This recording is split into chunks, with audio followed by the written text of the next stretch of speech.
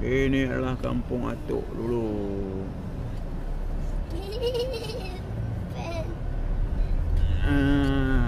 Kampung Atuk. Mak Ngah Zenny lu pernah jatuh ni kat belah depan ni. Ni kanan ni tu jalan satu lorong basikal jatuh kat bawah.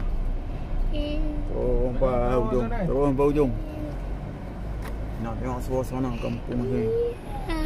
Ni tempat ayah lah jalan lalu kecil-kecil dulu ni. Oh, dulu tak ada rumah langsung. Sekarang dah beratus-ratus rumah. Oh, masjid ni duk solat dulu ni setiap Jumaat. Lama dah ha?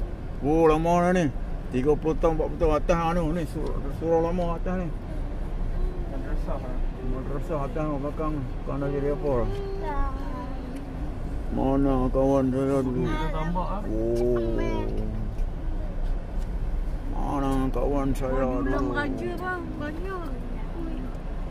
Okey, terus ke depan. Mana rumah Hing? Ha? Oh, lama tak biar. Ni kampung sawah. Berapa lah lagi rumah. Oh, ni siapa ni? Rumah tu rumah. Ini tutup lah. Oh, ni rumah Tok Hussein Gabuk. Buat apa tu? Buat gas tu? Rumah Tok Hussein Gabuk. Arwah Hussein Gabuk. Oh, ni rumah Mak Ibrahim kan ni. Rumah Mak Ibrahim. Rumah Mak Ibrahim. Jom terus. Slow-slow. Macam semalam baru tu.